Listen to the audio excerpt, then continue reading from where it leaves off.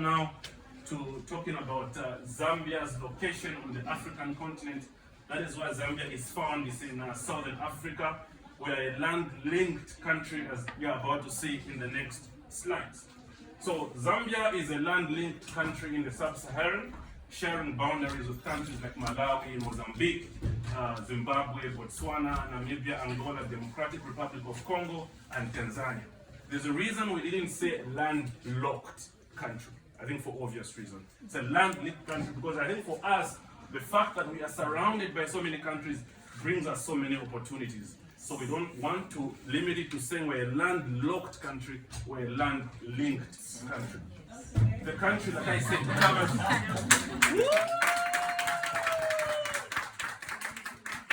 The country, like I said, covers a land area of about 702,612 square kilometers. Okay, 58% of Zambia's total land area which is of 39 million hectares, is classified as arable land, meaning it's potential agricultural land. So Zambia has a very vast area for farming and agriculture. Come with me. Okay, so Zambia has about 10 provinces. You can see the provinces here. We've got the Western Province, the Northwestern, Southern, Central, Lusaka, Copperbelt, Eastern Province, Muchinga, Wapula, and the Northern Province. Okay, now, we have 10 provinces, yes, and our population as of 2018 was estimated to be at 18 million Zambians, and it's still growing. One of the reasons why I'm saying it's still growing, we're growing very fast at about 3.1% per annum, because Zambia's fertility rate is actually 5.8, one of the highest in Africa. Meaning on average, every Zambian woman has about 6 children. So that means we're growing very, very fast.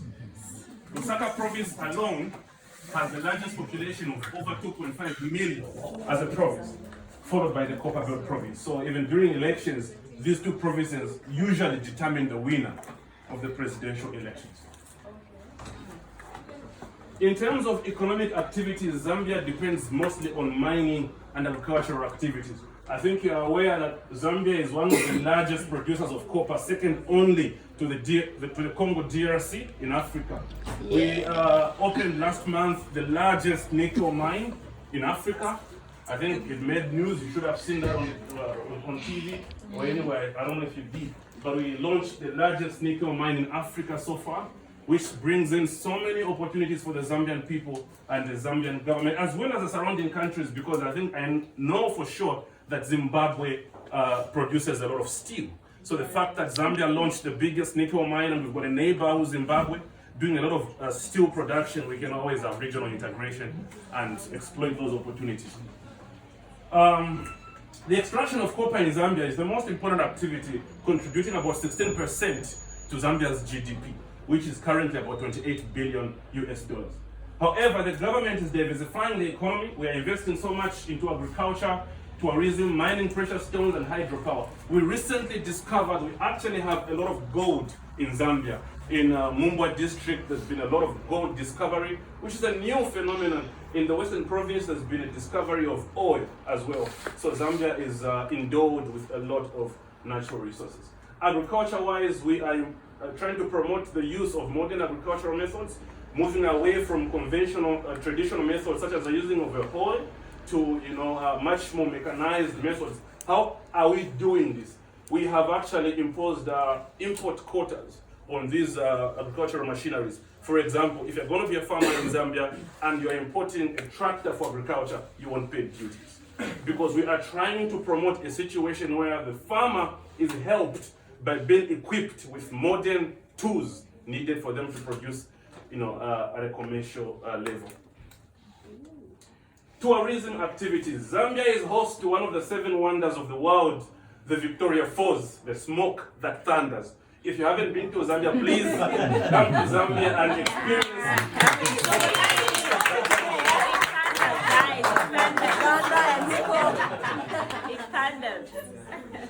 it brings a lot of tourists come to Zambia.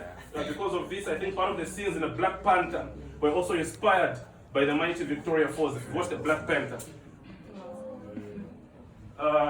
The falls presents a spectacular sight of our inspiring beauty and grandeur on the Zambezi River, forming the border between Zambia and Zimbabwe.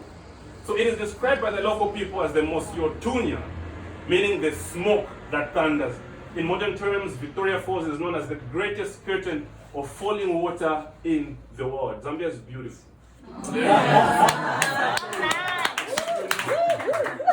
It's not only the Victoria Falls, we've got a lot of national parks. You can come to Zambia and get to see all sorts of animals. We've got the Kafue National Park, the Liuwa Plain National Park, the Sioma National Reserves. We've got the South Luangwa National Park. For those of you who watch National Geographic, a lot of documentaries have been done from the South Luangwa National Park, especially with the lions and the buffaloes. It's from this part of Zambia. We come from here, by the way, in Lusaka. That's what here. This is Lusaka. Yeah. Are you all from the capital city originally, or not originally? No. Not originally. We are there because of maybe school work. Yeah. But myself, I come from Mumbwa, the central part of Zambia, and the others come from different parts. Southern, which is over here near the Victoria Falls, and the northern part as well. Okay, quickly, in the interest of time. So Zambia also has the world's largest man-made lake, Lake Kariba, which lies 1,300 kilometers upstream of the Indian Ocean along the border between Zambia and Zimbabwe. So we share a lot in common with Zimbabwe. Lake Kariba was filled between 1958 and 1963 following the completion of the Kariba Dam at its northeastern end, flooding the Kariba Gorge on the Zambezi River. We use the Lake Kariba also for hydropower. We also export electricity. By the way, we've given electricity to, I think, South Africa at some point. We gave them electricity, so we produced a lot of power from this. Zambia has a number of other tourism attractions, which include the big 5 national parks and other small waterfalls, such as the Tshimba Falls. The Tshimba Falls. Thank you. Okay, so this is our first president and the father of the nation, we call him. One very good man who also helped a lot the emancipation of Southern Africa, hosted the ANC of South Africa in Lusaka during their times of struggle. Very good man. Clap for him.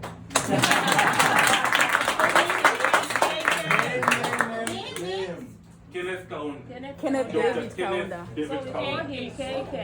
Yes. Remember it. So governance quickly. Governance in Zambia. Zambia is basically a multi-party democracy country. Right now we're practicing the majoritarian type of democracy, the 50+1. We used to do the first past the post, but now it's the 50+1. So the president, who must belong to a political party and members of the parliament are elected by the people through a majoritarian vote. The president appoints cabinet ministers from the elected and also nominates members of parliament, up to 8 of them, through what is called the prerogative of powers. The parliament, headed by the Speaker of the National Assembly, and the Supreme Court is the highest court of appeal and is headed by the Chief Justice. Okay, so Zambia has over 20 ministries. UNZA, the University of Zambia, which we are here to represent ourselves, falls under the Ministry of Higher Education, while the Drug Enforcement Commission falls under the Ministry of Home Affairs, amongst other agencies we have, for example. Okay, in terms of culture, the culture of Zambia is mainly indigenous Bantu culture, mixed with European influences, of course, because of colonized by Britain. Traditional culture is very visible through Kala Onyo Zambian traditional ceremonies, which I'm about to show you.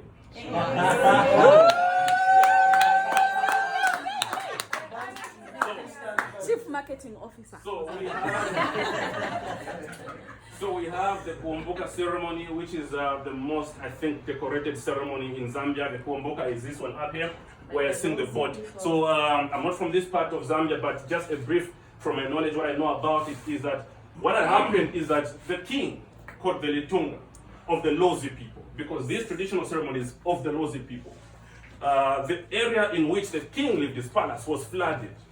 So a god they believed in called Nyambe, okay, that's the name of a god, commanded the people then to flee these floods.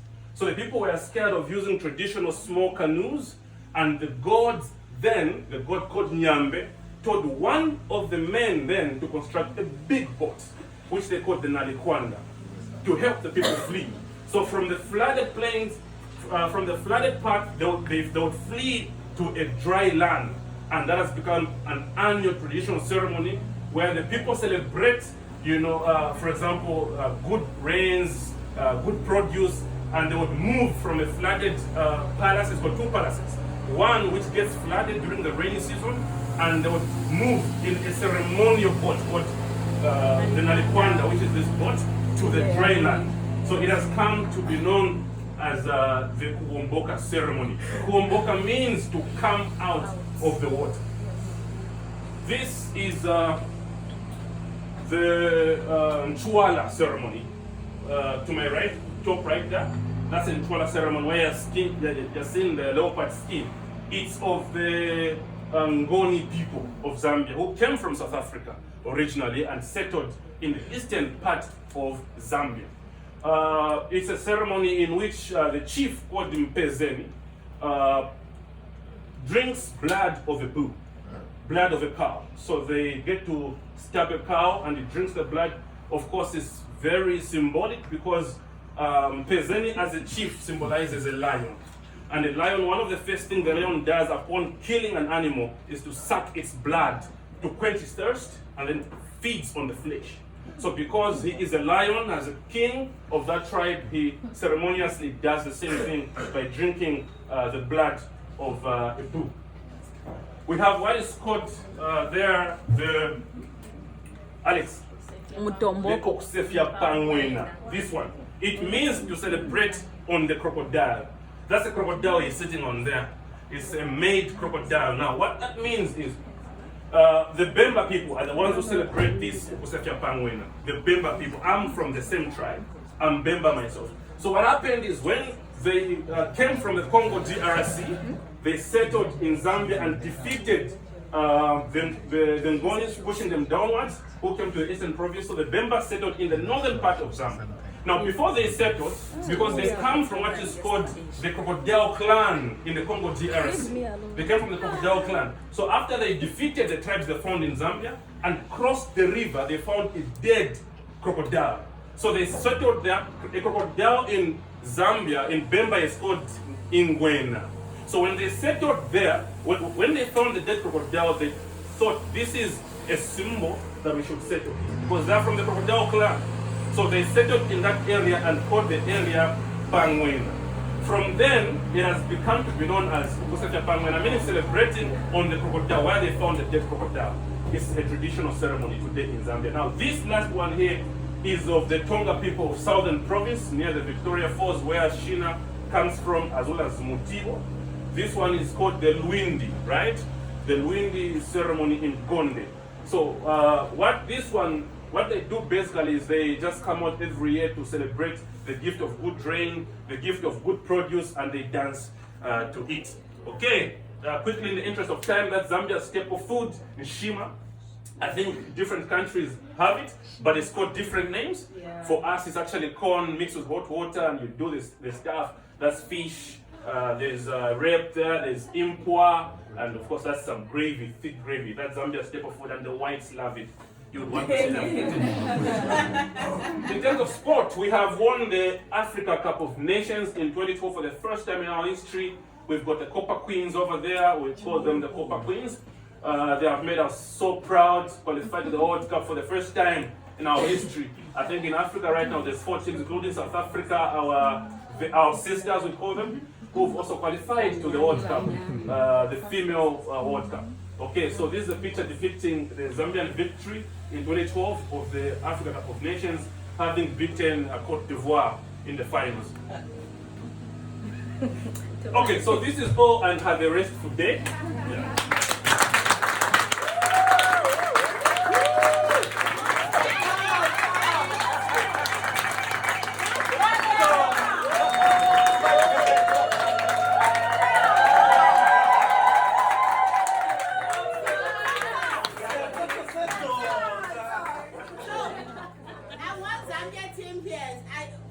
For the questions, because he really did well, no? Yeah.